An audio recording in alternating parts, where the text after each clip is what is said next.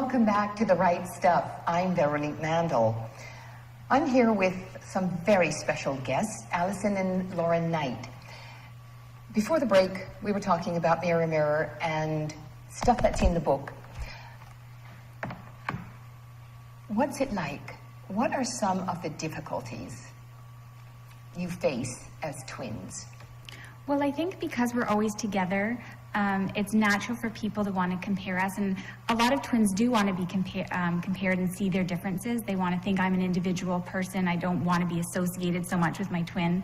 But we find that people do compare us a lot, and it makes us self-conscious about our differences. So we prefer actually with people mix our names up if that happens to be the case, because instead of having somebody looking back and forth, which makes you a little bit self-conscious. And what we touch on in the book are some of the blessings of being such close twins, including attending the world's largest annual gathering of twins in Twinsburg, Ohio every summer. Where I wanted to send my sons, and they could have met you. Yes, they should have come. Yes. But we also touch on some sensitive topics such as bullying, which we dealt with growing up, going through school, as well as depression, which we were diagnosed with in grade 11, and obsessive-compulsive disorder. So these are issues that are unique in the sense that it's kind of, it affects us as twins differently, I think, than it would affect other individuals, but they're things that people can relate to in our book. And as you say, you really are, I mean, you're so honest in this book about those things that are challenges for you. But there's a scene in the cafeteria at your university that absolutely broke my heart. Tell us about it. Well, we were in first-year university at the time, and as most university students experience, especially if you're away, first year away from home, there was a lot of stress involved. And added to that, we had depression and obsessive-compulsive disorder. So in this particular scene that we write about, we were seated at a table in the cafeteria, and we were just eating a regular meal, or regular for us anyway. And we were at the point at a dark place in our lives, and when I, for example, would raise my hand to have, say, a spoon of soup, I felt that I had to do it too, to keep in sync together. To make things even. And so there were two people in the cafeteria, and they were mimicking us because they had picked up on these behaviors.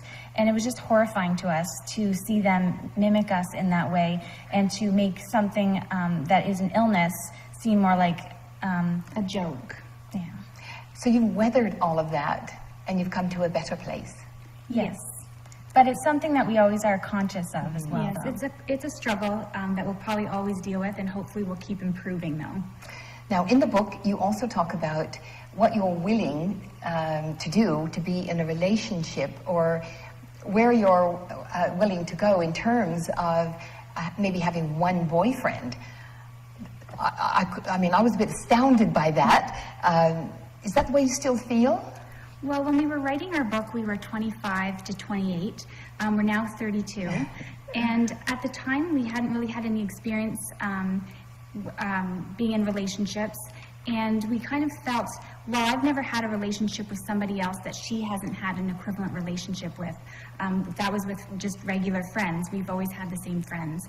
And so it was hard to fathom having a boyfriend that I would have a certain relationship with and she wouldn't share that same relationship with. So you need twins. Yes, that's our ideal now. We would love to meet twins. If not twins, then brothers.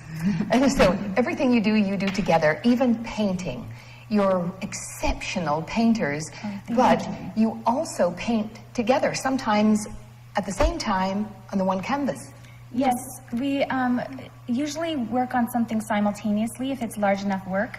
If it's not, then we'll work on two pieces, and because we spend so many hours on our artwork, we'll switch several times over the course of, say, a month that we're working on it, so that in the end, we've had an equal hand in each piece.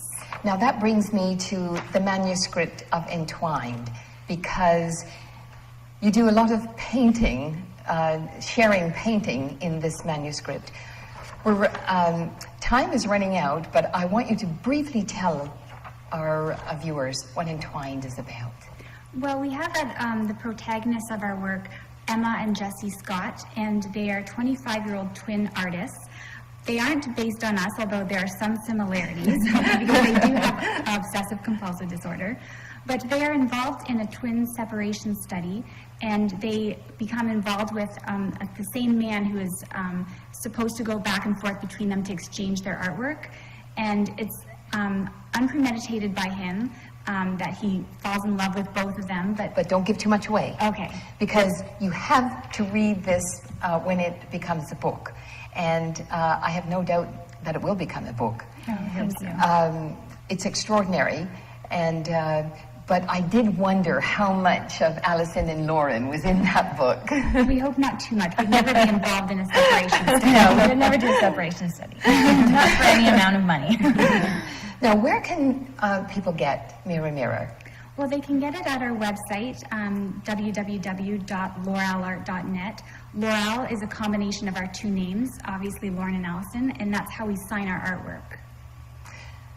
It's been wonderful to have you on the show. Thank you for having us. Yes, thank you. And so you're now going to get out and get this published because people have to read it. We'd love to.